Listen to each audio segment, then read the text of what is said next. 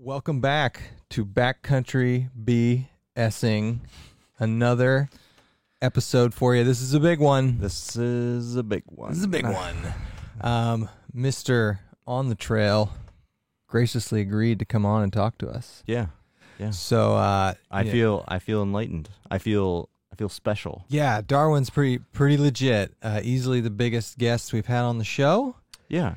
So I'm pretty excited to talk to him. There's always so much to talk about when it comes to him. Yes. I mean, Arizona Trail, Yes. getting off the AT, Yes. all the videos, van life. Coronavirus pandemic.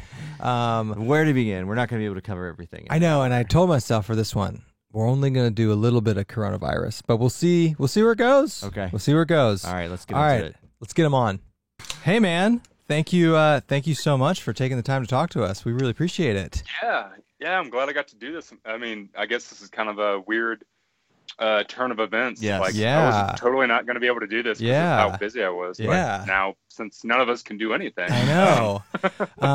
And Andy and I were just talking right before this. We're like, we don't want to talk too much about the coronavirus. We want to talk about backpacking. Yeah. But Let's talk about anything. I want. So you're in Flagstaff, right? Yeah, I'm in Arizona, Flag. So what's the situation like down there, from a coronavirus perspective?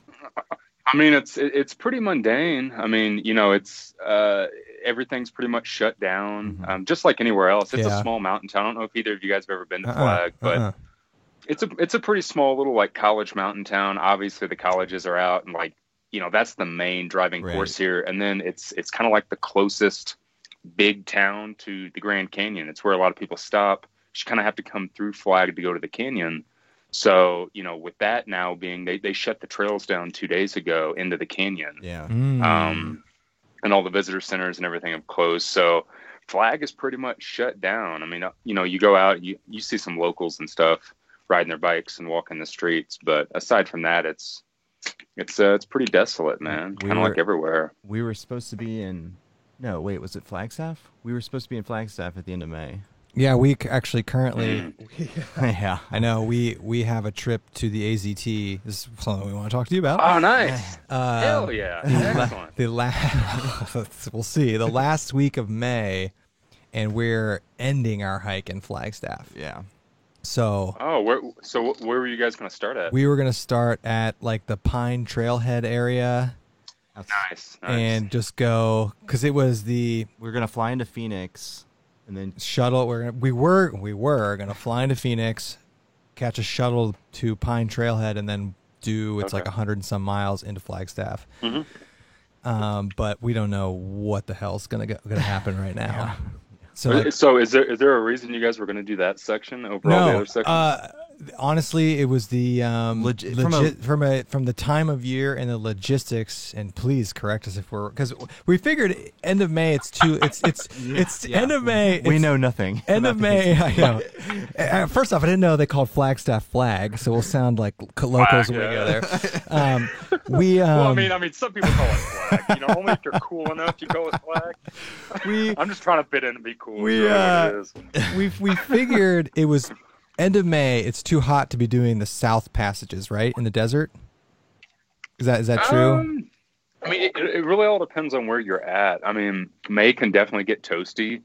It just kind of depends. Funny enough, like if you're down further south around kind of the Tucson area, going up Mount Mica and coming over the Gordon Hibachi Trailhead, kind of close to Mount Lemmon and stuff, you're at much higher elevation. Oh, I you're didn't kind think of rolling about through the that. Sky Islands, so there's still flowing water, and it's not that bad. It's actually, funny enough, a lot of people kind of get this thrown mixed up.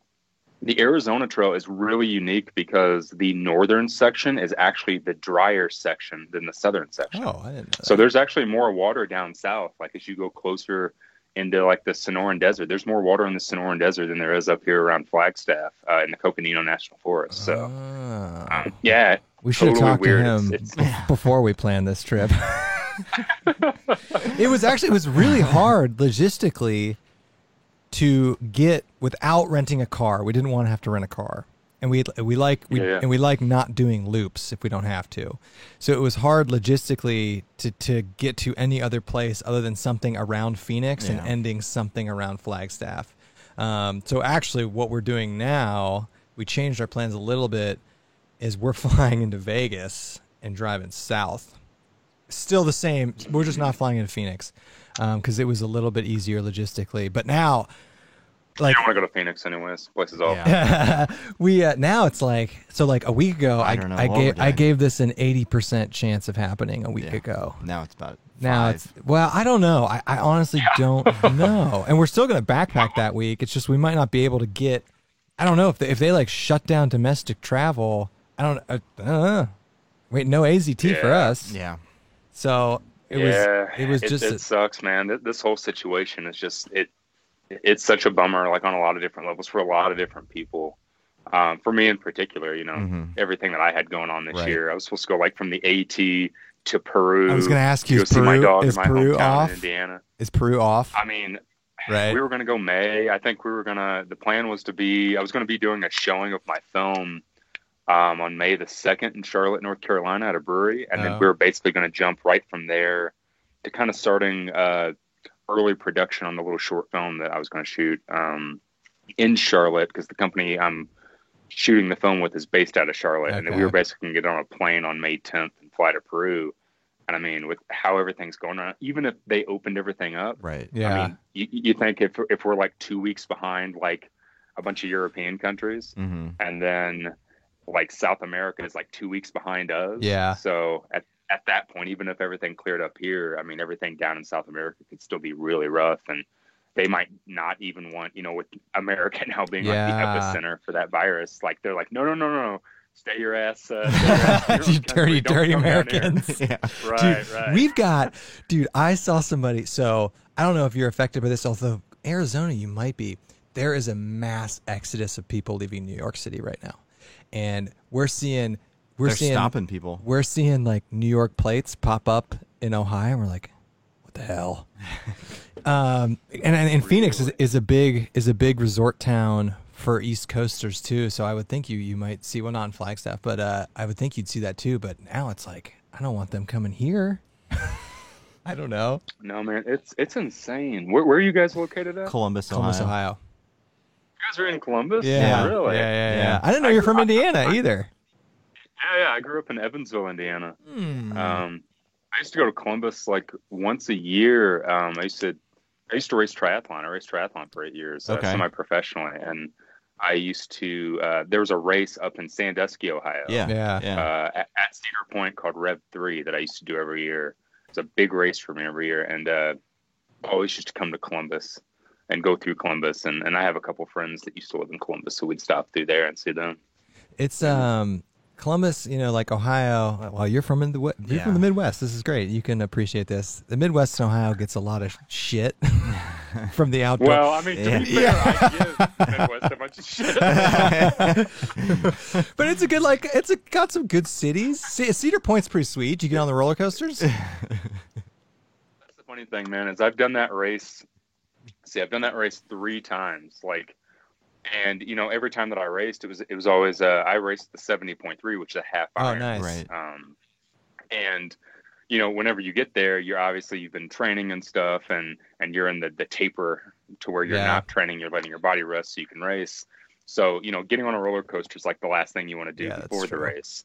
And then once you get done doing a 70.3, like the last thing you want to do is get on a roller coaster. Yeah. So I've been up to Cedar Point 3 times and not been on a single ride. Oh, it's like you finish in the park, and I've yet to actually enjoy the park. It's being a theme park. So I didn't know they had a triathlon out there. I did the in they might not do it anymore. Yeah. I mean the last year I raced was 2013. That was the last time I raced that one. I think Rev 3, actually, the people who used to put the race on, I think they went belly up for a couple of years. They're back now, but they might have dropped like all their Midwest races at the point when they kind of went belly up for a while. No one wants to race in the Midwest anymore. I know. I was going to tell you, we went to in January. I obviously do not do triathlons, but I've been doing marathon running the last couple of years, and I did I did the Disney World Marathon in January, and then nice. then I did 2 entire days in theme parks the days after it. And it was awful. A mistake, wasn't it? It was awful. It was a huge mistake.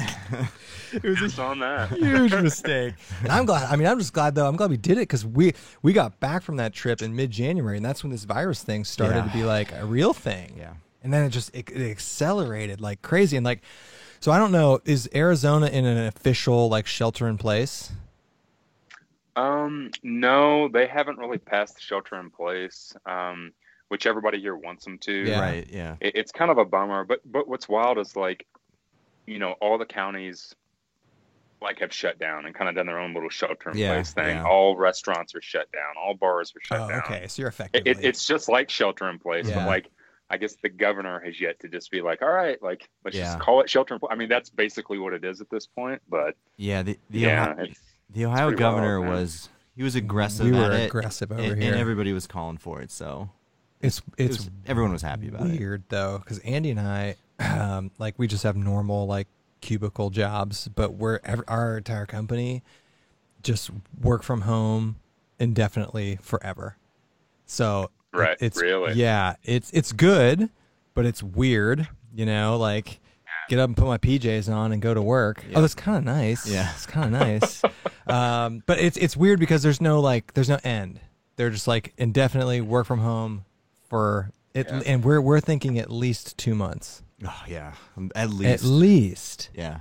What are you doing? What's weird for me is like I've spent the last almost 5 years, technically 3 years, like basically full time traveling. Yeah. Whether it's hiking or driving or I spent all last year making a film and international traveling, and it's like this is the first time in probably 3 years that like I'm just sitting in one place.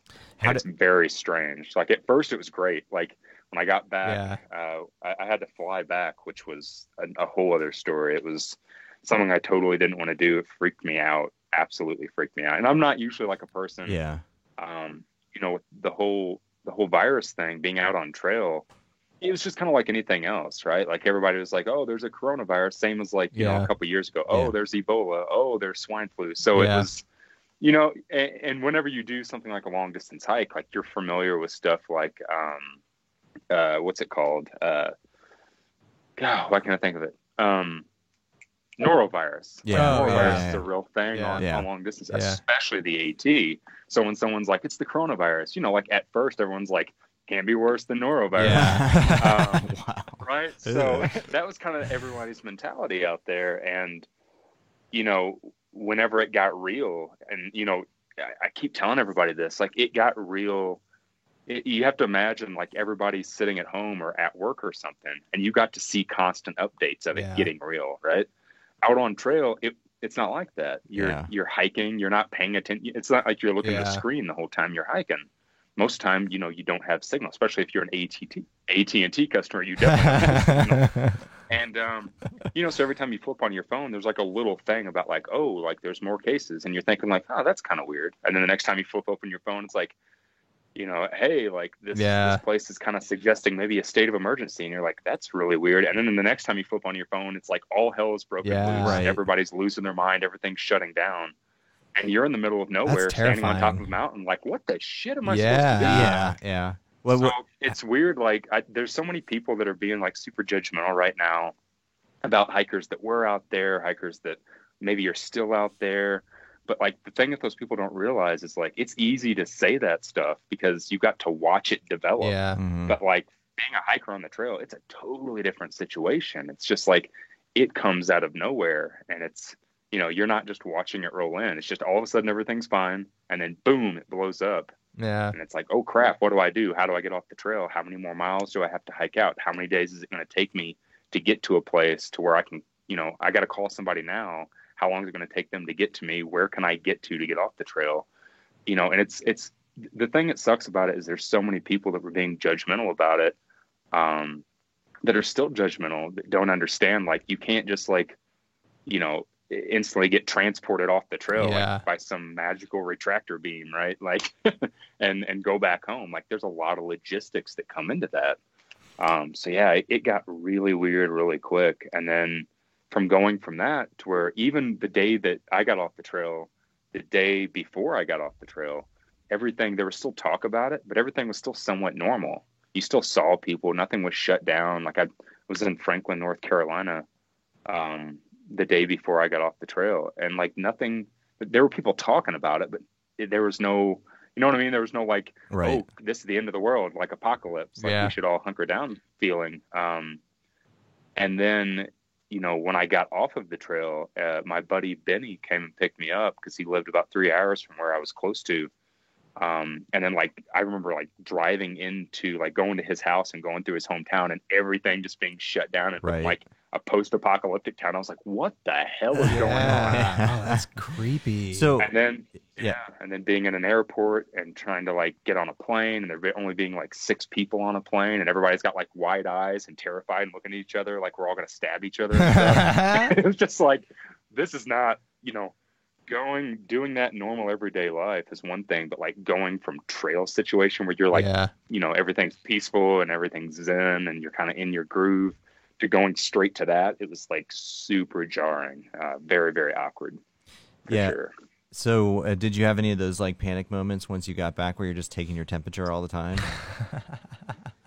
Yeah. I mean, I got back last Sunday. Oh, so I've been back for a week. I've been in Flagstaff for a week. I've been off the trail for almost 2 weeks now, which is weird because time flew by really fast. Yeah.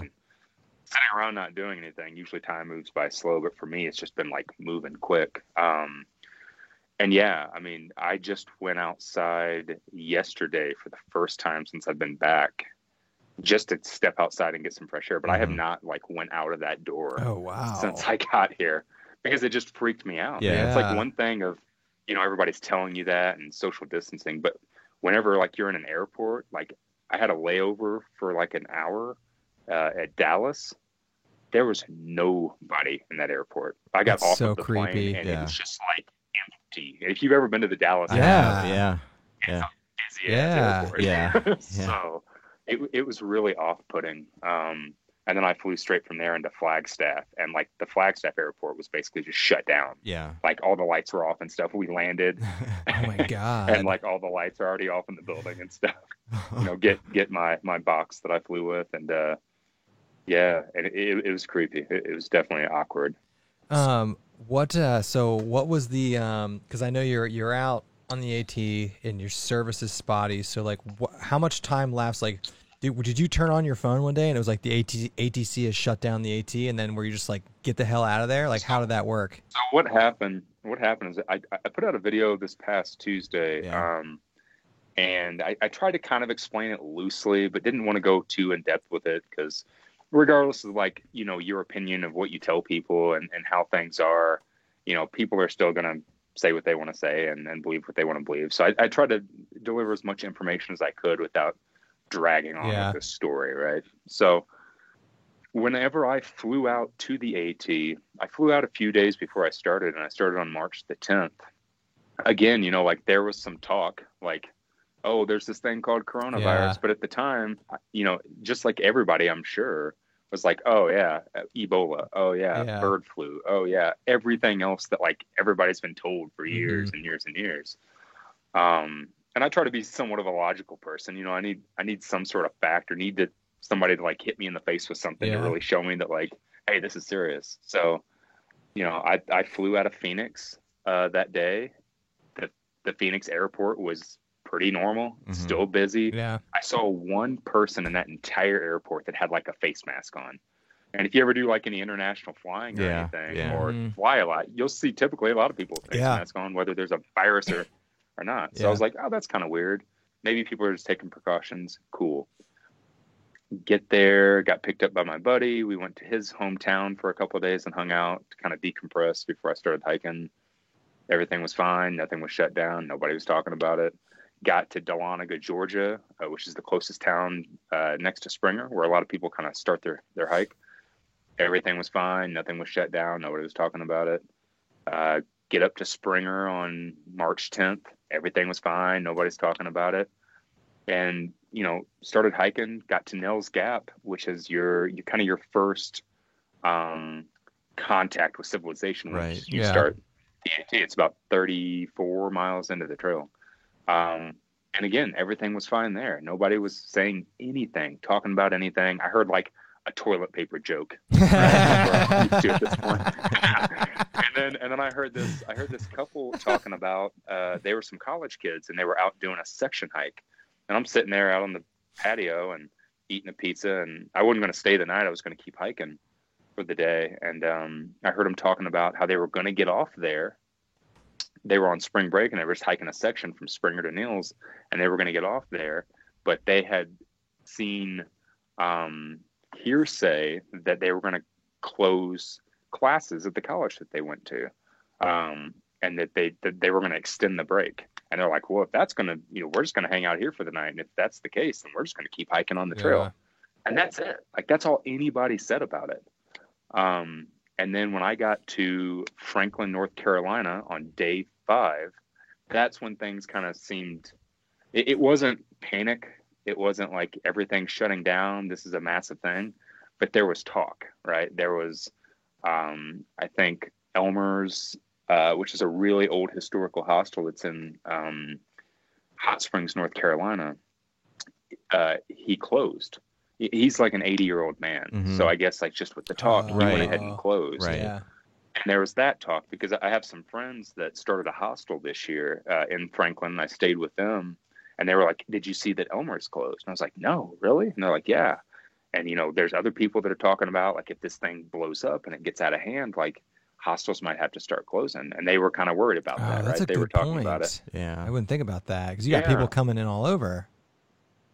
Right. So, but aside from that, I mean, we went to this local outfitter called Outdoor 76, and they were still open. It was real dead in there, and they were talking about how they were worried that if things started shutting down because of all this, that like what were the hikers that were still on trail going to do? Like they kind of needed Outdoor 76 to resupply because people send their boxes to places. Yeah, right. So 76 takes people's resupply boxes, and they're like, we're worried if they make us shut down, how are hikers that are still on the trail that need resupply, that need the support, where are they going to get support from?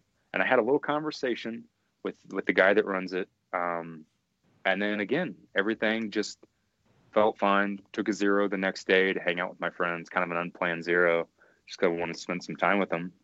And that morning, we went out. I got dropped back off. It's called Winding Stair Gap. It's kind of where you come into Franklin at.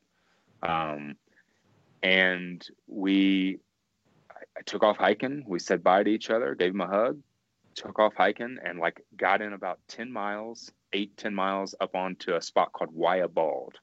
There's an old famous fire tower, a big stone fire tower that sits on top of Wyabald. And like sun breaks, it'd been raining all morning. Sun breaks, I have service, turn on my phone, and man, I turned my phone on, hit Instagram, and I started seeing all of this stuff. Oh yeah, it was insane. I saw that my buddy Legend, he was posting a bunch of people. He had posted something saying that he was going to postpone his hike. He was going to go out and try to do an FKT of the AT this year, and then an FKT of the PCT. And he had said that he's going to postpone his hikes. And then he started reposting a bunch of other hikers that I know saying that they were going to postpone their hike. And I'm like, what in the hell is going on? Like something must have happened. And then all of a sudden I see Legend had posted the statement that the ATC had made that day. And it was right around like, I think noon or something. It was that morning when they made that statement. Okay. And then so instantly when I read that statement, I was just like, holy shit. Yeah. Like regardless. And to be honest, like for me, it was a battle because I had the same mindset that a lot of people have. I was like, oh, well, like, I'm not going to go to a city where they're shutting it down. I'm safer on the trail. Right. And I had that mentality for a second. And then I had to sit there and think about it. And I was like, no, I'm not, I've been an ATC member for years. Since I've done the AT back in 2015. Respect the hell out of the trails, respect the hell out of public lands. Right. And for me, it was more of an ethical thing. I was just like, because in the statement, and the statement was skewed because the statement said, we're asking hikers that will soon be starting their hike to postpone their hike. Not people on it. Right. And then it said, if you plan on staying on the trail, we recommend you getting off. But if you plan on staying on the trail, here's some guidelines to follow. Like, you know, make sure you're washing your hands, have enough money to quarantine yourself for 14 days. If for some reason you feel sick, yada, yada, yada, yada. So I read that and I was just like, if I keep hiking, if I decide that I'm going to keep hiking, it's setting a bad example. Right. Yeah. 2, I don't want to, you know, they had said in there that what they were worried about, and it's the first thing I thought about, were all the small communities. Yeah. Thinking about Elmer and Hot Springs, being an 80-year-old man, people that are like super, you know, susceptible to it. And it's just all the people you come in contact. A lot of people think that you're out there like, you know, tromping through the woods in the wilderness for months on end, like living off the land. Like, no, you're not. It's like every 3 days you're coming to a road where someone's doing trail magic and you're going into a town to resupply and staying at a hostel. So it's super like connected. You're constantly connected with people at shelters, at trailheads, at everything. And I was just like, this isn't worth it. Like, it's not worth it because if something were to happen and, you know, a town on the AT was to shut down because there was some virus outbreak. Yeah.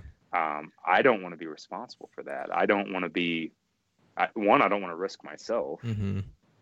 2, like that, I'm not going to jeopardize like the communities and stuff that I spend so much time like trying to raise awareness for. And I mean, I just got this last year, I just spent a whole year making a film to raise money and support the Arizona Trail and the community. I'm like, there's no way that I'm going to jeopardize. Like, I practice what I preach. So I whipped open my phone. I called my wife. I told her, and even she was skeptical. She's like, don't give in to like social pressure. And I'm like, I don't know if it's social pressure. I just think it's being smart. Yeah. And I said, you know, the ATC had released this thing. I called my friends in Franklin, at the hostel and told them what was going on. And they said that if, you know, I needed them to come pick me up, if they were ready. And then I called my buddy Benny, who lives in Tennessee, who wasn't too far from where I was at. And he told me if I was around that area, if I needed anything, to come stay with him.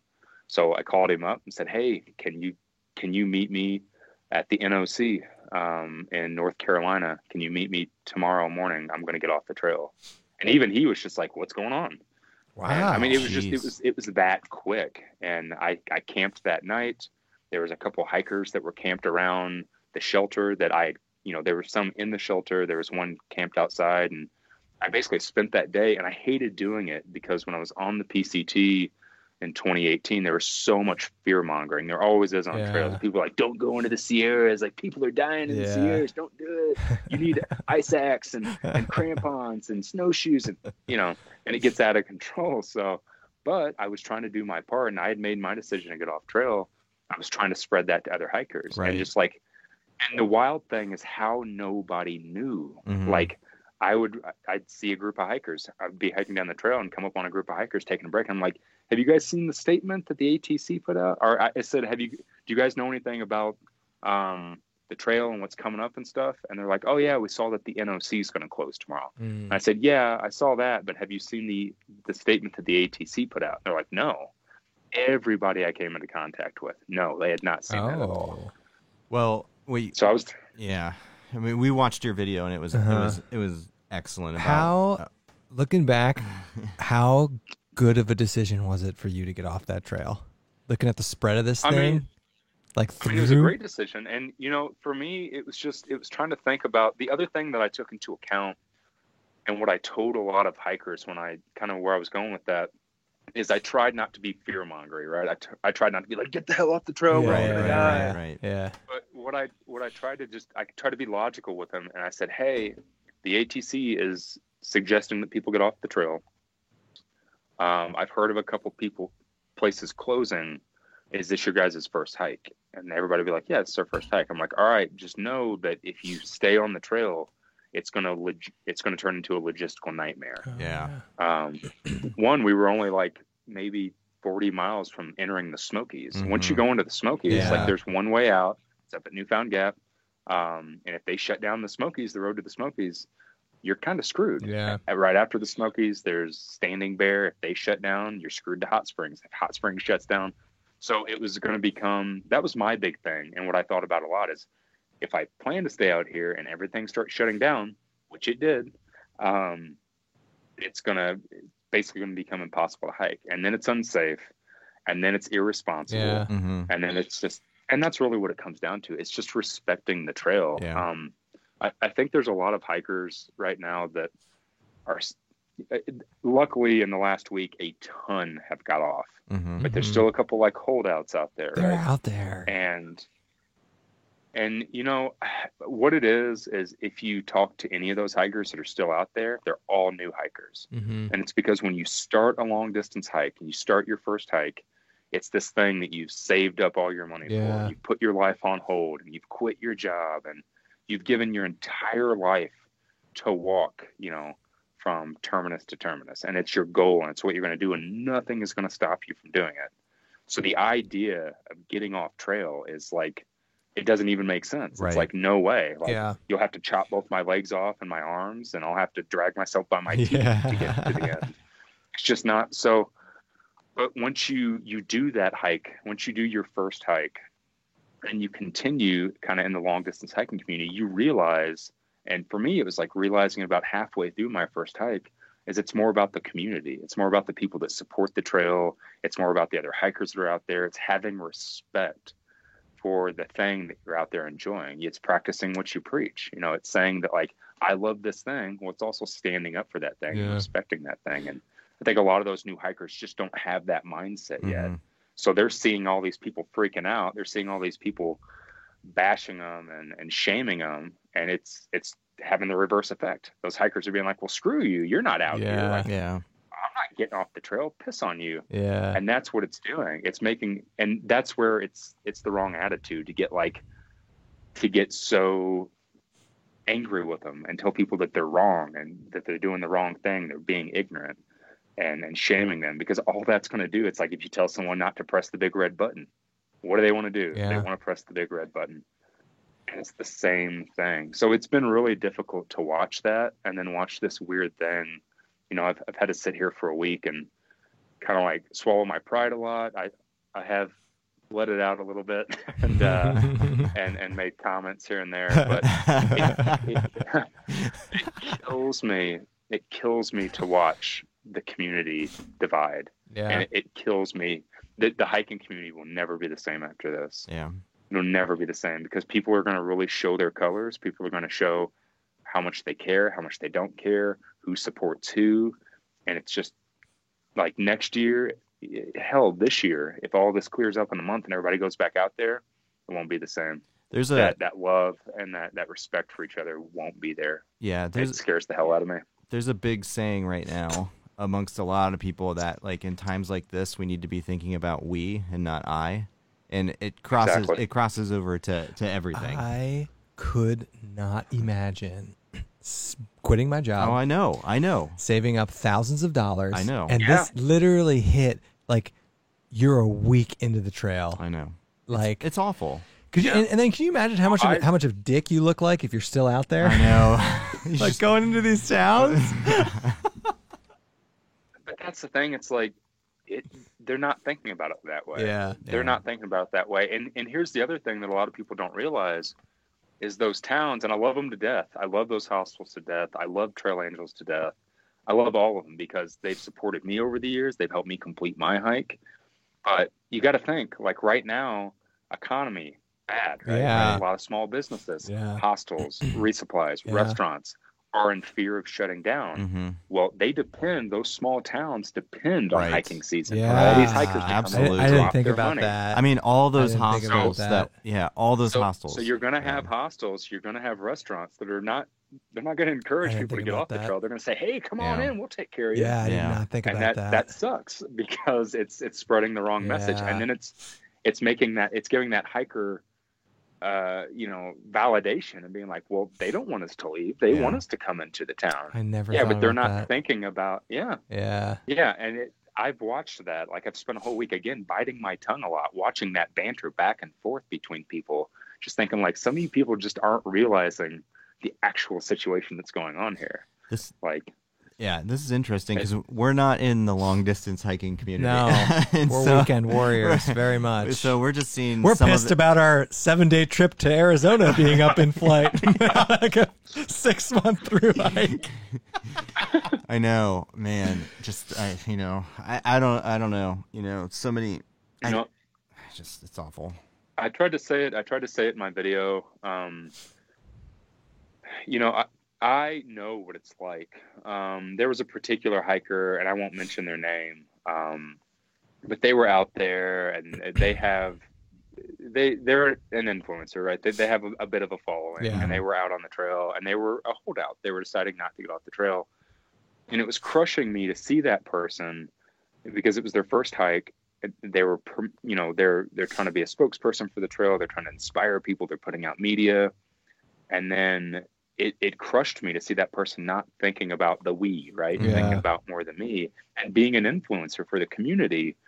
And I personally reached out to that person. I was lucky enough to get the person's number and reached out and just try to not be hateful, not be judgmental, and just try to level with the person. Be like, look, if anybody knows how awful it is to get off trail, in 2015, I was 1,600 miles into the AT.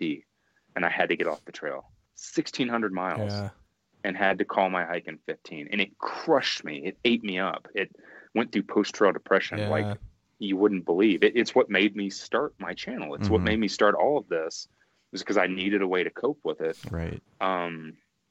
And getting off trail, I 1,600 miles in, is insanely hard.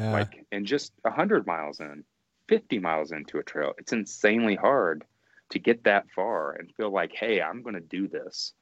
And then just have to throw in the towel. It's really, really hard to do. And it's something I think a lot of people aren't thinking about whenever they try to bash people and they try to shame people. They're not trying to level with that person and think, okay, well, where's that person's mind right now? And then also take into account they're out on the trail. They're still getting support from Trail Angels. They're still getting support from hostels. So there's this weird dividing line that's kind of being drawn in the hiking community. How did this person respond to you reaching out to them? The first response was a little on the defense. A little bit, just a little bit. It's just I'll hike my own hike. Okay. Still open to it, and I started my message the same way I said it in that video. I know where you're coming from. I was out there. I'm not a person that's just sitting on the internet. I'm not a person that's just on a Facebook page that didn't get to start their hike, because I think that there is, to a point when all this started, there was a little bit of jealousy, right? If you were going to start your hike and you hadn't got there yet, and you still saw people on the trail that were getting to do the thing that you can't go do, there's got to be some form of jealousy. Yeah. So you're going to say, get the hell off the trail. It's going to happen. That's just, we're humans, and that's how we act. That's just how we're wired, right? So, so I tried, anybody that I try to connect with, I try to be as level as possible and be like, look, I know I was out there. I decided to get off, and here's the reasons why. Something maybe that you're not thinking about, or maybe you are thinking about it, but just know, if you plan to keep hiking and things get worse, you're going to put yourself and everybody else in a situation that's going to be much worse than just getting off the trail now. And maybe we're all wrong. Maybe this all blows over in a week, and okay, you lost a week. That's not happening. I don't think that's going to happen. That's not happening. You can tell everybody they're wrong, rub it in their face, and go back to hiking. If you waited 3 years to do this hike, you can surely wait a couple weeks or a month. And again, if everyone's wrong and it's all a hoax, then you can rub it in everyone's face and tell them they were dumb and get back to doing what you were doing anyways. Yeah. So there's nothing to lose. Why? Why wouldn't you do it? So that was kind of how I leveled with that person. And then luckily they came to their senses and they thought about it in that way, and they got off the trail. And I'm hoping that by putting out that video, and I felt late to putting out that video, because I was, that was a week after I got off the trail. I put that out on Tuesday. But what people don't realize is, again, there's a lot of logistics to getting off the trail. I had to get off the trail. I had to take care of myself. I had to figure out how to fly back here, which was ridiculously expensive. Yeah. I thought flights were supposed to be cheap. Oh, it wasn't. Oh yeah, not at all. Like booking a flight like a day in advance. Yeah. It was 2 days. 2 days at least. But it was from small airport to small airport. Yeah. And it was really expensive. And you know, I had to get back here, kind of self-quarantine myself, make sure I was safe before I could stop and make a YouTube video for everybody. Yeah. So it's weird. I've gotten all kinds of weird feedback, and people are like, "You were so late to making this video." Like, I'm sorry. Really? You were that guy? That's good. God. Oh, there's a couple people. Yeah, like, man. It's irresponsible that it took you this long to make this message. I'm like, I'm sorry. I was trying to take care of myself and my loved ones, and sorry I didn't make a video to entertain you. Are you almost at the point where you should stop reading comments, do you think? Yeah, I was going to ask you that. Now. You gotta get some bad ones. You gotta get just trolls left and right. If they're I do totally. And you know, the thing that irritates me is I'm a very prideful person. Like, I'm all about pride. I'm very proud of what I do. And for me, creating media, I've said it a million times, you know, I didn't go out to do the AT and start a YouTube channel so I could be a famous YouTuber. And that was not in the cards for me. Joke's on you. Yeah, right? Totally a mistake. And, you know, I didn't have a Facebook account when I went out to do the AT. It's just that wasn't a thought for me. I started doing it because I wanted to be connected to the community. And then I really started doing it and kind of going like full time doing it because I wanted to give back, because it's always been about the community for me. When I went out to do the AT, I was a very selfish person. I didn't really like people, to be honest. The AT, the hiking community, is what really brought a different personality out of me. It's what made me feel connected to people. I was you guys know, from the Midwest, everybody's blue collar. Yeah. Like, everybody stays to themselves. And that's how I was when we went to do the AT. And then when I got off, I just felt like I needed to do something to give back to the trail. We were living in New Mexico at the time. You know, it's not like I was going to go out and open a hostel. I couldn't go do trail magic. So my way of connecting to it was by creating videos. And that's always been my goal from day one, is like, I love hikers. I love the community. I love it. I love other creators. I just think it's amazing. Like, we're just living in such a cool time where we can all connect on like-minded things like we never could before. So for me, like, I'm a very proud person. So like, whenever there's a bunch of comments, I love reading through comments and responding to people. They're like, right on, man. And like, I like to get on there and screw with people and joke back and forth. I've noticed that. And answer questions. You know, I've been doing it for 5 years now. And like, I get a ton of comments per video, but I still try to go and answer as many as I possibly can, just because I love staying connected with people. It's my biggest thing. So when I'm cruising down through comments, I'm like being positive and like energetic and loving it. It's driving me to want to do more. And then there's some just, you know, prick that wants to leave some message on there. I got too much pride, man. I can't step away from it. It's a problem. Is that why I noticed on one of your gear videos, I watched it like a week ago, where you were joking about like how there's no green screen in the background. Oh yeah, I saw that. Someone ripping on you for that?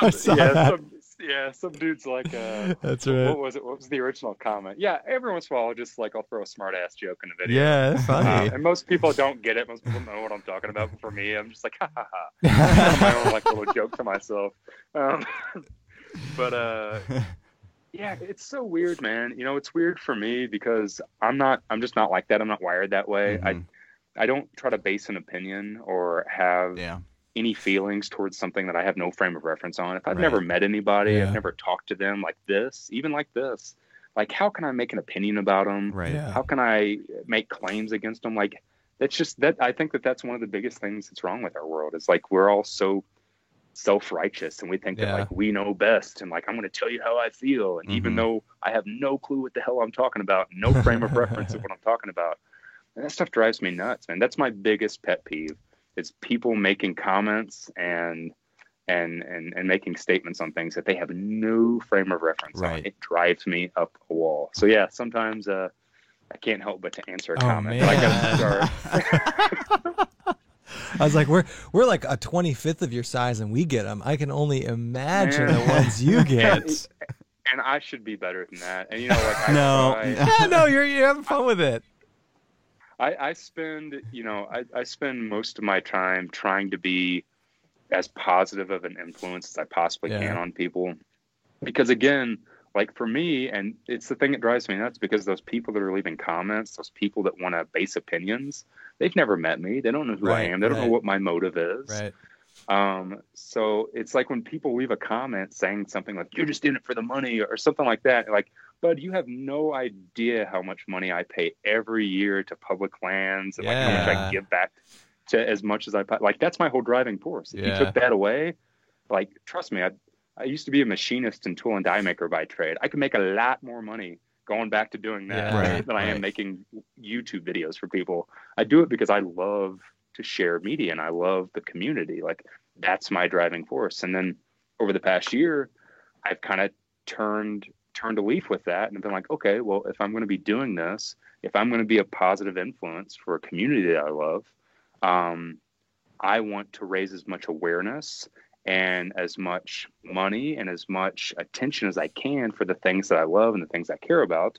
Hence why I spent a whole year shooting a film, to raise a bunch of money for, a trail, and for public lands, and a bunch of things that I'm going to be doing going forward is the same thing. Like, I want to continue to help protect and preserve these places so we can all enjoy them, so we can all go out and go after them. Like, I don't care about being a famous YouTuber like that.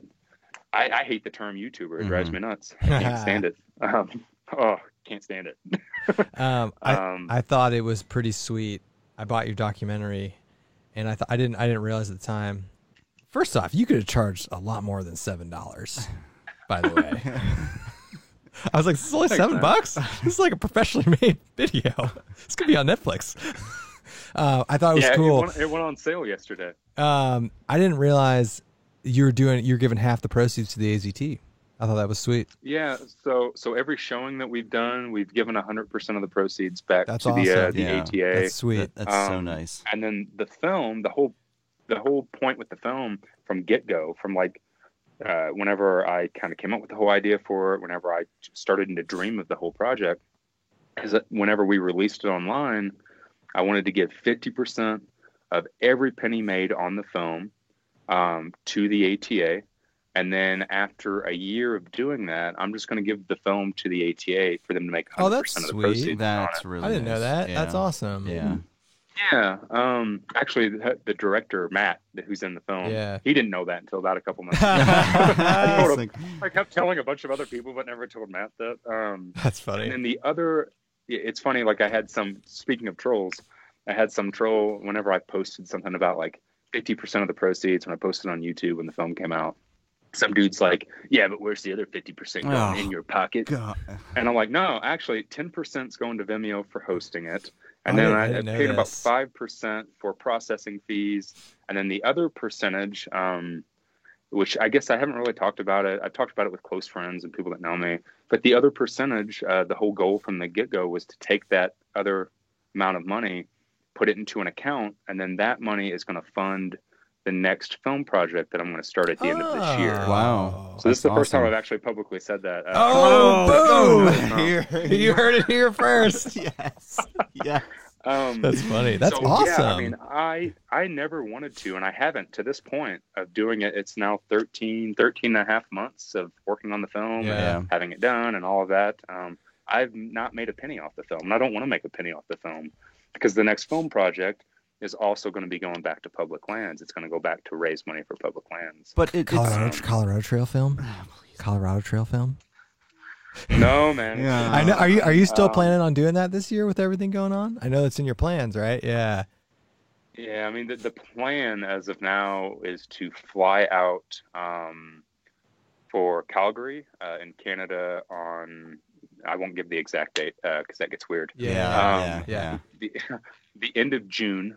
And then I was supposed to start a through hike of the Great Divide Trail the first week of July. Get done with that, and then I was going to hop right from there to Denver and do the Colorado Trail southbound. So Oh, nice. Obviously, that's still up in the air, so we'll see what happens. I'm hoping. I mean, it's the end of June. As long as everybody will take their ass home and stop hanging out at trailheads and being morons, then I think I can still go do it. But have you ever been out to the CT? Hold on 1 second. I just have to get a comment real quick. It is certainly not unfair for you to take.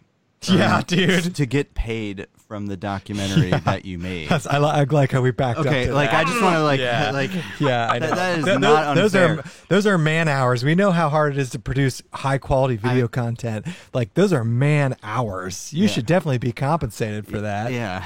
I mean, it's certainly great what you're doing. I mean, it's certainly admirable and wonderful, but nobody should have ever given you crap if you were to make a decision. Like, I'm going to take a certain proceed so that I can live. And, and that wasn't for anybody else. Like I didn't make that decision for anybody else. It's just kind of me. Like everything that I do, I put it back into the thing that I do. Like, I'm still like hiker trash through and through. Like, I for the first time in like 3 years, like I have a place, which is really awkward. And honestly, it's kind of uncomfortable. It doesn't take much to keep me going. A little bit of kombucha every once in a while, some food, and get to do a hike. So, like, making money and stuff has always been like, well, whatever I make from it, I want to give back. I want to put back into it. And so with the film, that was always the goal from day one. Whether I had to fund it, right? Whether it was 100% me or whether it was bringing people on to help fund it, I wanted to give half to the ATA and take the other 35% and do something else with it and do something bigger with it and just keep doing bigger things to keep, we're all hikers, right? And it doesn't take much to be a hiker. Like, honestly, like if we shed away all the other crap of like, I've hiked this many miles and you've hiked this many miles, it's putting a bag on your back and walking through the damn woods. Like a chimp can do it. It doesn't take anything to do it. Buying a piece of gear and talking about it is also not an amazing talent. No. I'm not amazing for it. You're not amazing for it. That's funny. We're all just dumb. That's funny. That's really funny. So, for me, it's always been like, well, YouTube is great, and I love it as an outlet. I love that I get to use it to share my passion, share my inspiration. But as it gets bigger, like it's totally gotten way bigger than I ever wanted it to get. I tell people all the time, and like, I'm not telling anybody that's watching this to go and subscribe from my channel because I hope to keep inspiring all of you. Yeah. But like, it could have stopped at 20,000. It could have stopped at 10,000. I would have been just fine with that. Like that's all I wanted to inspire. Because as you know, with more numbers become more people that want to troll and not like you, and you get more of a hate squad, right? It gets. Do you feel pressure to be a positive? I know. Obviously, you're a super positive person, and from what we see, and you've like giving back and supporting trails and communities. But do you feel pressure to do that with your following? Not really. No, I mean, people kind of ask me that all the time. Like somebody asked me the other day, do you feel like you have to go and hike trails and put out things? Yeah. Because it's what people expect you to do. Like, no, if I did what people expected me to do, like last year and this year, I would have been like hiking the CDT so I could get my Triple Crown, so I could do what everybody wants to watch me do. Instead, I decided to go make a film, get back to people, and go back out to the AT to screw off for a couple months. Yeah. So, I do what I'm passionate about, and what I love to do, even if that means like I lose people, even if that means that, I create more haters, even whatever, I discovered a couple years ago. I'm going to get deep for a second. You guys ready? Bring it. Go deep. Go deep. Yeah. So, everybody's always looking for what they're supposed to do in life and what they're supposed to get back. And, I've gotten caught up in the last handful of years of, this whole YouTube thing. And it blew up really fast and weird for me because, again, like, you guys know, when you're a creator, you kind of live in this vacuum, in this bubble. You create something, you put it out into the world, and then you don't look at it again. You go on to the next thing. You're just constantly creating things, putting out, right? So when I went out to do the PCT in 2018, I hadn't really been around a lot of people. The channel had blown up, but I hadn't really been, on the AT around a bunch of other hikers who knew who I was. I put out a video, put it up online, went back to doing my thing. I worked at a bike shop in Albuquerque, New Mexico. Even though I lived in Albuquerque and I worked in an outdoor store, like nobody was in a long distance hiking. Nobody knew who I was. And then when I went out to the PCT, like everybody knew who I was, and everybody wanted to stop and talk and take photos. Jeez. And at first it was great. And I felt like, oh, wow, like this is great. Like people are telling me that I inspired them to come out here and that I helped them choose a backpack or a tent. And about halfway through my hike, I went through a bit of an identity crisis, which I haven't really talked about. And I don't talk about it a lot. I think I've said it maybe once on a podcast. But it was weird for me because I would have people walk up to me and say stuff like, and I'm not trying, this isn't me trying to gloat. This is me talking about how weird this is. Somebody would walk up to me and say something like, hey man, your videos are amazing. Can I give you a hug? And I'm like, yeah, sure. And I give them a hug and they're like, I want to let you know, like you helped save my life. Like, my father passed away and me and him used to backpack together and he's been gone for a handful of years and I was depressed. And I started watching your videos and you inspired me to come start backpacking again. You helped get me out here on the trail and like you helped save my life. And people saying stuff like that to you, whenever you live in this vacuum and you're just creating things because it's what you love to do, that like messed with me pretty hard because I'm like, I don't want that responsibility. Yeah, that's a big burden. Yeah. That's crazy. Yeah. And the original plan was when I got off the PCT, I was going to do what everybody else wanted to do. And I was going to go, through hike the CDT and get my Triple Crown and make it about me. And I was around Mount Shasta, Northern California. And I kind of went through a little bit of a breakdown. Like I thought a lot about like, I don't want to be famous or I always say I'm a second-rate Kmart celebrity. For any of you that still know what a Kmart is.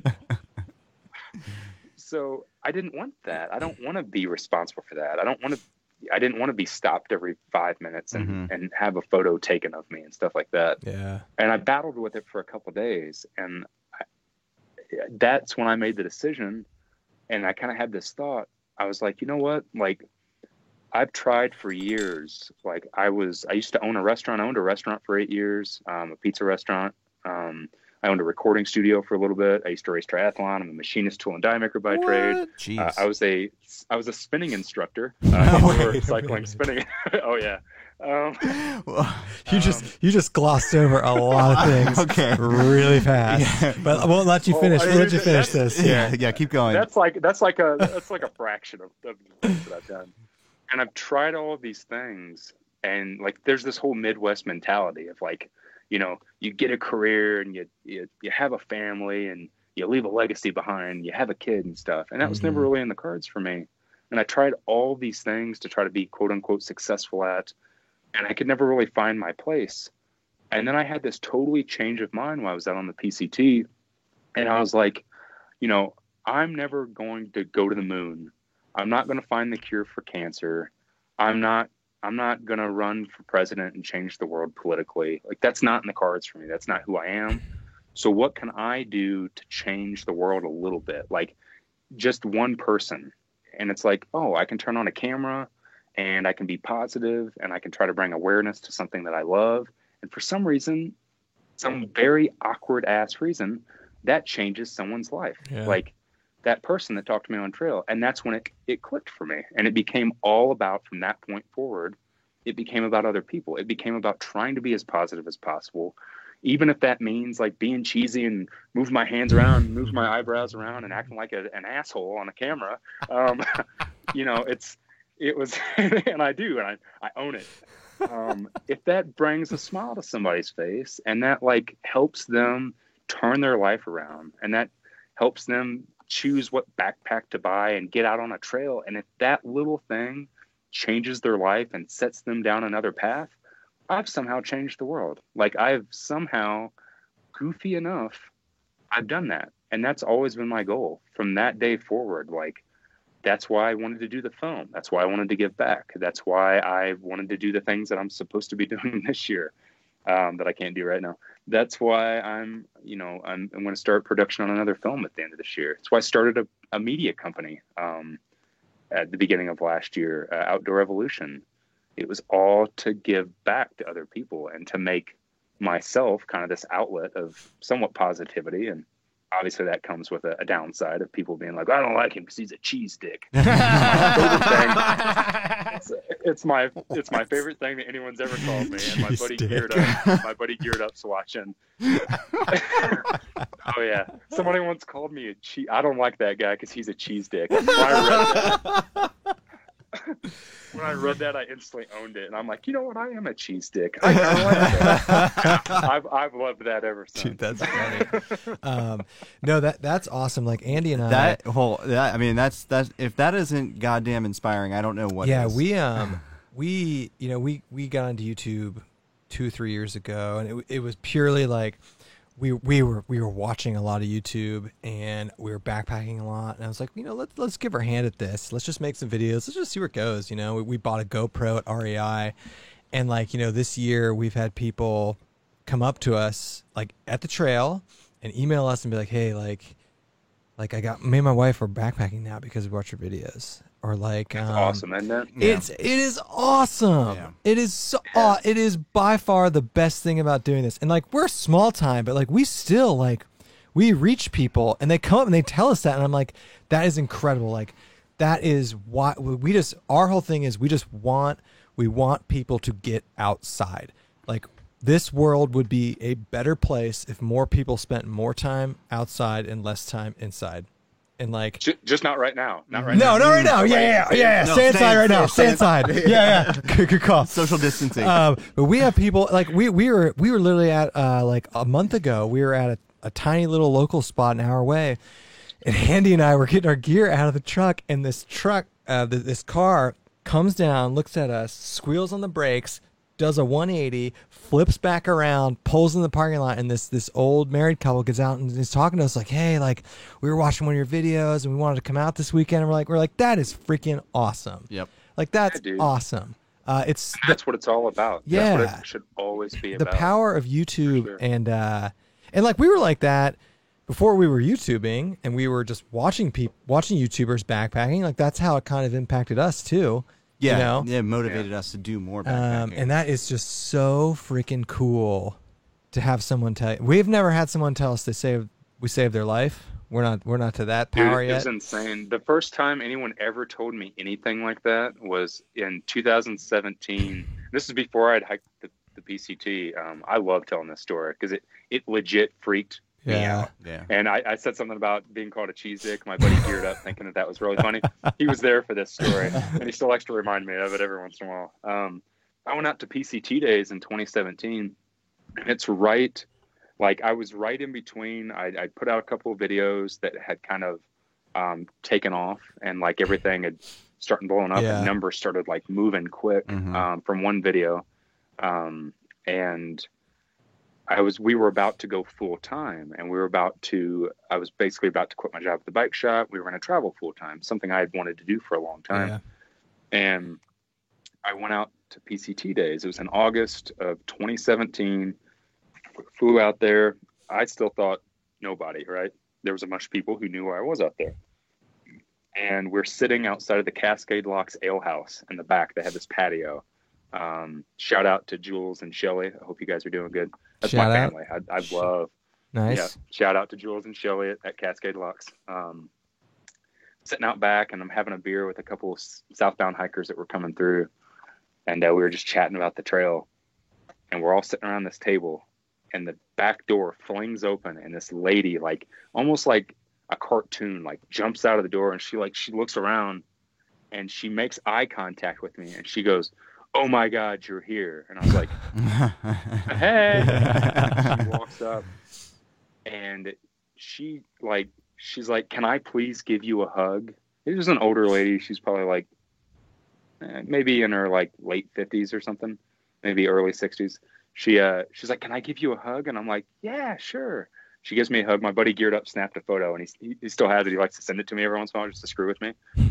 And then she's hugging me, and she goes, she gets done hugging me, and then when she comes up and I make eye contact with her, she's crying. Wow. And she goes, She goes, "You helped save my marriage." Wow. And I was like, "Excuse me?" She goes, "Me and my husband have been married for how many years? I can't remember it. And we had kids, and we've had an empty nest for years. They left the house, and we were really close to having a divorce, and we couldn't stand being around each other. And my husband started watching your videos, and I sat down with him and started watching them, and that got us into backpacking. Wow. And now we hike together, and we've been hiking like for the past handful of months, and that's our thing. That's what we do together, is we hike. And you helped save my marriage." And I was like, "Oh no! Like, I didn't help save your marriage." Like, yeah. I promise. And she's like, "Oh, but you did." And I'm like, "Oh, please don't tell me that." Like, that's deep. That's, dude. Can you ever imagine? since oh my then? God. Yeah. That's crazy. That is. Could you imagine just having a beer at some bar? Someone comes in and tells you that. Yeah. That's deep. Just catches you off It's guard. freaky. Yeah. Man. And obviously, like all the other hikers around the table, like, they all think it's funny. He's like, I got like real big white eyes. Like, yeah. And like she gets up, and she like gives me a hug, and she goes back inside. She's like, "I'm gonna go get my husband." And I was like, "All right." Yeah. Goes back inside, and I was like, "What the hell?" And they're all laughing. They all think it's funny. They've all obviously got a buzz on at this point. Yeah. They're starting to like poke fun at me. And at that point, like, it was a funny thing to me. When someone came up to me, it was funny. And then for the next year, it would almost be a joke to me, because someone would come up and be like, "Oh," and I'd be like, "Oh no, don't get excited. I'm an asshole." Like, me, like that. He's a cheese dick. It was cheese dick. And it was that moment on the PCT when I was kind of having that identity crisis and kind of struggling with that. And that girl, I don't remember what her name was. She was hiking. If you're watching this, like, thank you if you remember that interaction. But that really, like, that turned my brain around, and I'm like, okay, well, even if I think this is goofy, I think all of this is goofy. Like, somebody's getting something out of this, right. And that's doing something for somebody. Yeah. Like, even if it's just that one small little thing of taking 5 minutes to talk to somebody, or taking 10 seconds out of my day to answer a comment that somebody leaves on one of my videos, like, that might make that person, like, maybe that person's having a crappy day, and that'll maybe put a smile on that person's face, or make them feel validated, or make them, happy about the thing that they're going to go do on the weekend. Or, and obviously with as many people that contact me constantly, it's hard to do it. Yeah. 'Cause I get messages, emails and Instagram messages and Facebook messages, and a lot of those I don't answer because I just don't have time. But, but yeah, man, that's what it's all about. Like, that's what it should all be about. That's what the hiking community is all about. It's supporting each other. It's loving each other and respecting each other. And if we can kind of move that off of the trail and like online, and like bring some positivity and stuff to someone's life, like, we're all doing our job, man. We're all doing our job as being decent human beings. How often do you get noticed hiking now? It's got ridiculous. Yeah, it's like is it to the point where you have to stop so much that it gets annoying to have to stop? Yes and no. So as a caveat to that, like, I hike big miles and I hike fast and I get in a groove, and I listen to a lot of music when I hike. I'm a big audiophile. I'm really into music. So I'll get in a zone, and like, I'll be coming down the trail, and usually I've learned to, if I'm coming up on like a group of hikers, either to pass them or they're standing on the trail or something, I'll like put my headphones on pause, because I know it's coming. And it sounds cocky, but it's not cocky, because it's every single time, without fail. On the AT, I was only out there for 8 days, but those 8 days, like, I probably talked to 200, 300 people. It's insane, man. That's like, insane. Wow. That's and it's weird, because like it's like transported off of the trail. Like, I'll go to the grocery store and I'll be standing like buying some broccoli, and like somebody be like, "Hey, are you that guy on?" or people will take this approach. My favorite is this approach of like, I'm going to be real subtle about it, and be cool about it. Yeah. And someone will come and be like, "Hey man, you look familiar. Where do I know you from?" And I'm like, "I'll quit it."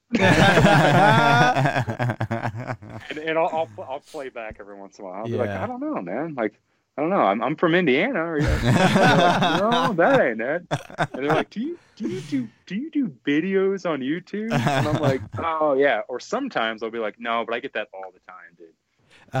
Just to screw with people. So Andy and I work for a very large company, and we get people hitting us up on the internal company messaging service. Be like, are you guys those YouTubers? You got at a company outing one time. Yeah. It's weird. So we've been going for a while, but I want to back up a little bit to the owning a restaurant. Sorry, I go off on tangents. I'll talk no, that's the whole point of this.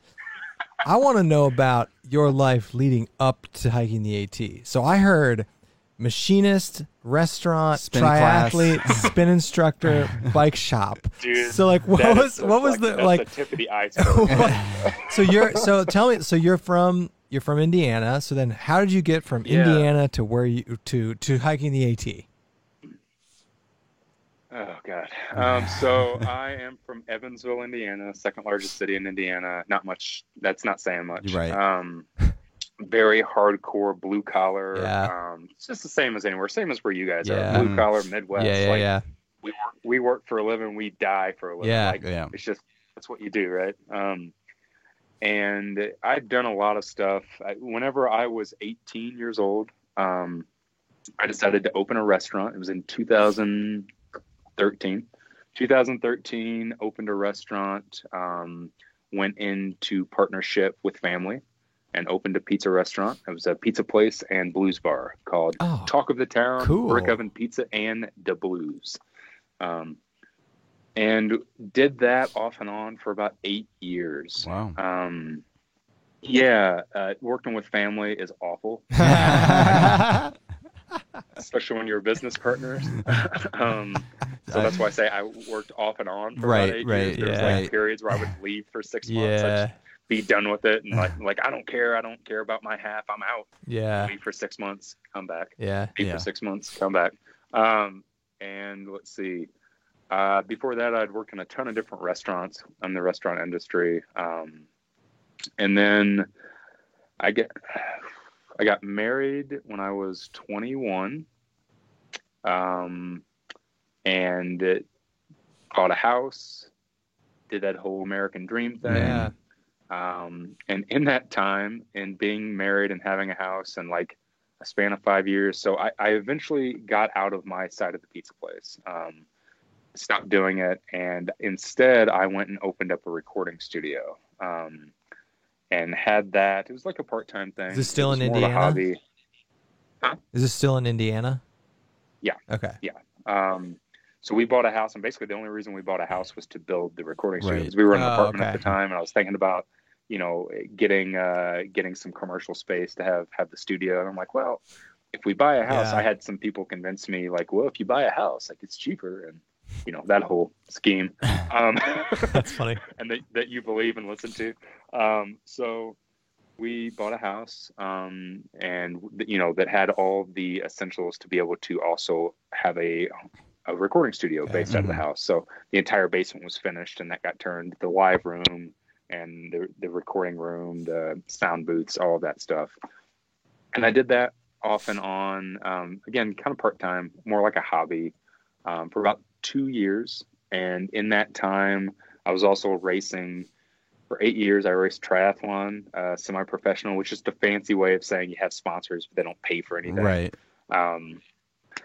And let's see, it was a spinning instructor at a gym. I'm laughing at that one. I ran a fitness center. That's awesome. Called Bob's Gym. Shout out to Bob's Gym.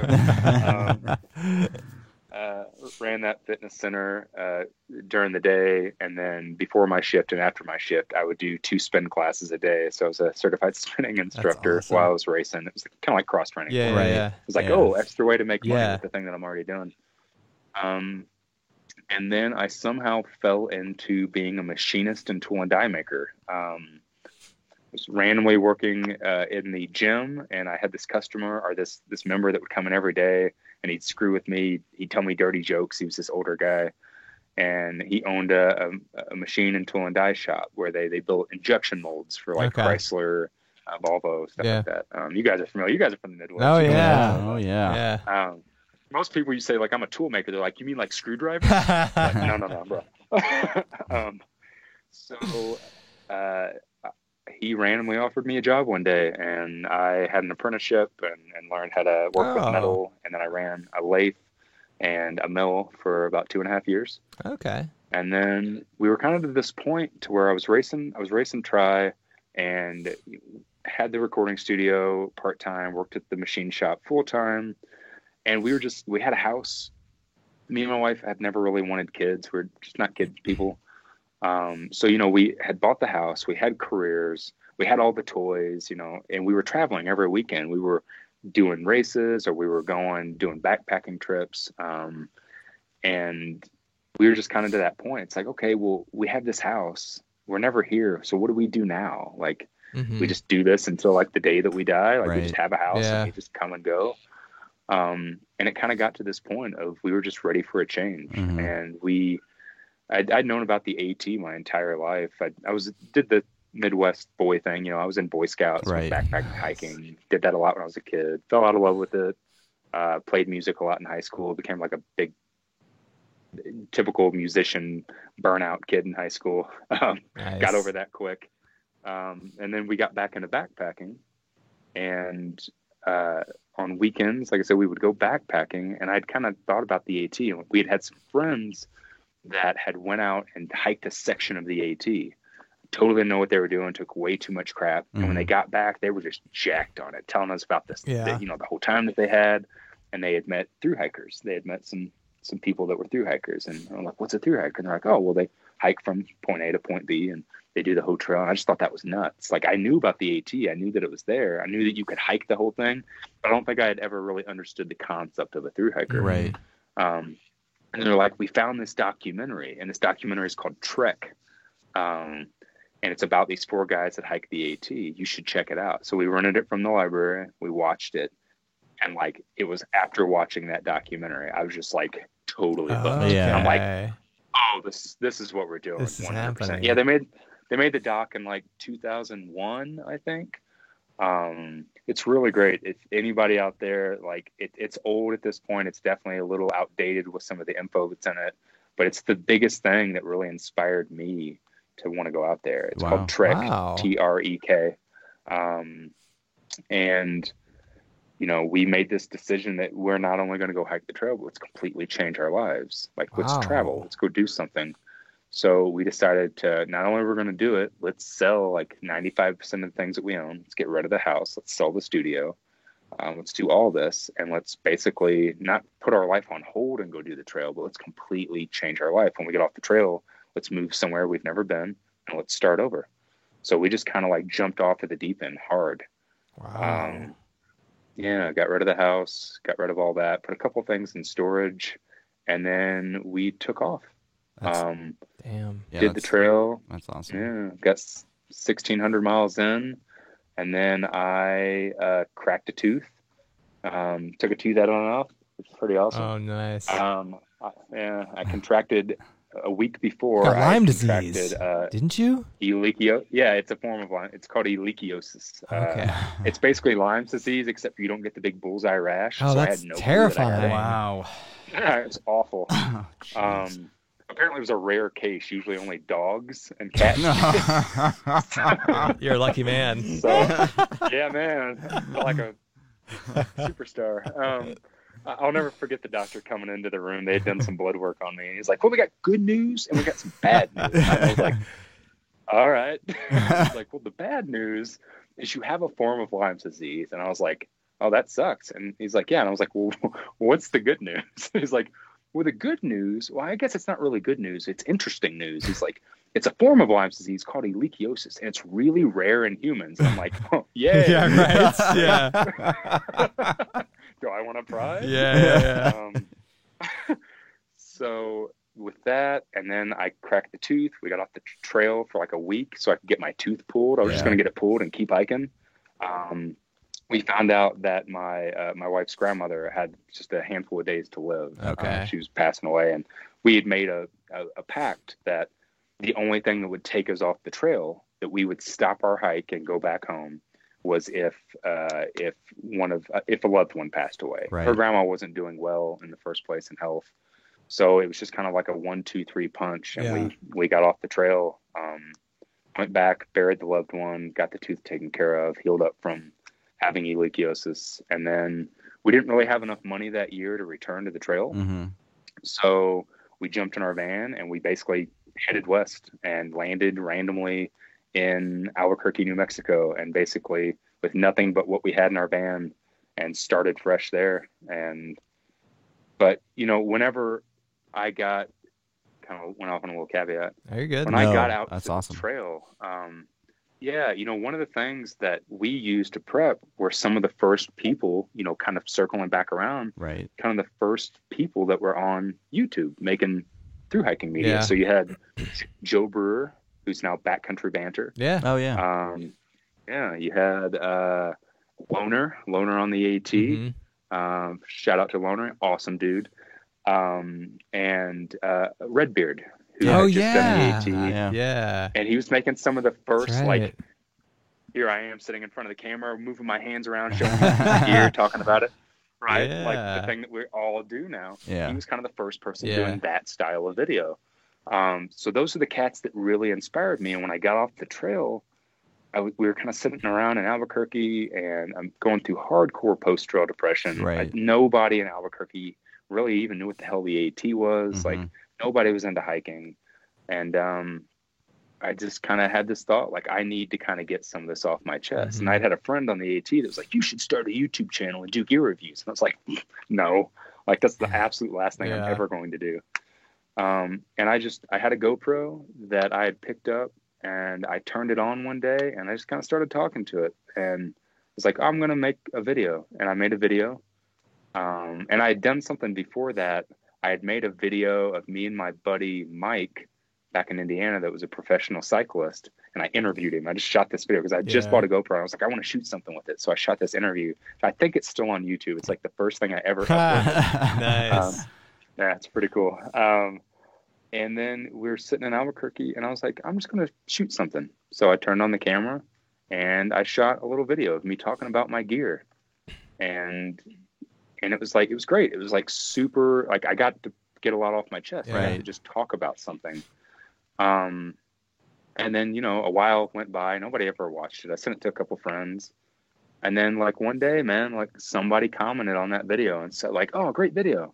Like, I'm going to go do the AT. And I think that I met you. I was doing a section hike, and you were doing your hike. And I think I remember meeting you. And I think I'm going to go through hike the AT next year. Wow. And it was just like, light bulb went off. It was like, ding. And I was like, oh my God, I found my trail community, like, this far away in Albuquerque, sitting in the middle of nowhere, all because I turned on a camera and talked to it. And that's kind of how it all started, man. And then it was just kind of giving all to it at that.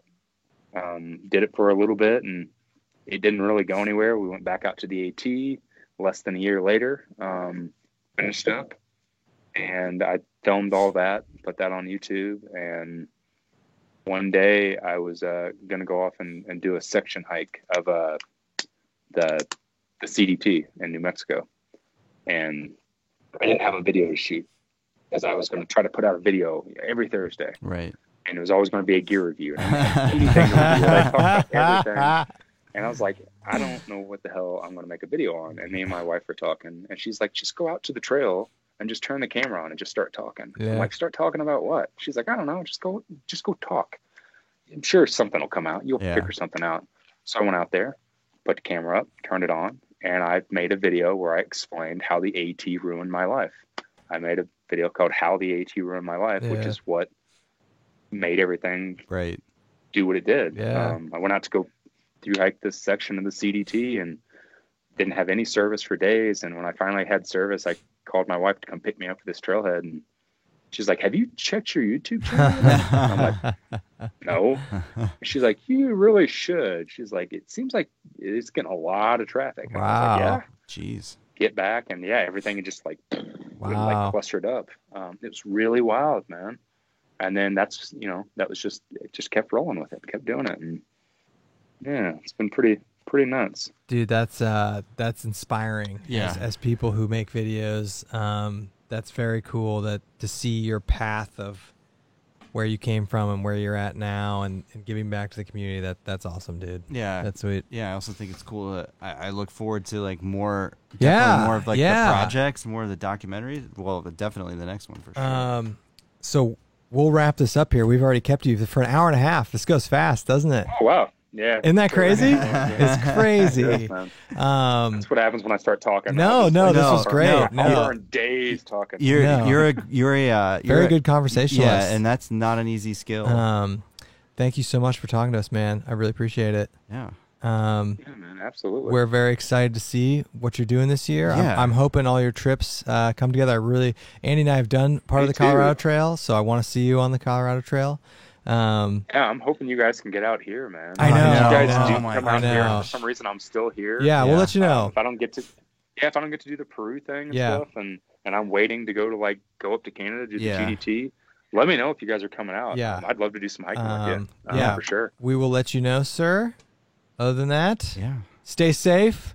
Don't get coronavirus. All right. Find some stuff. This is a good time to do Talking Heads videos. Practice tying knots. Yeah. Pick up a hobby. I don't know. All right, man. Thanks. Oh, man. Appreciate it. And we'll cut right there. Thanks, dude. That was super fun, man. Thank you so much. Yeah, that was fun. Yeah, thanks for reaching back out. Yeah, I appreciate that. It goes fast. Wow, hour and a half. If you're around Friday, we're live streaming. If you're sitting, we do a lockdown. We do a coronavirus lockdown Friday live.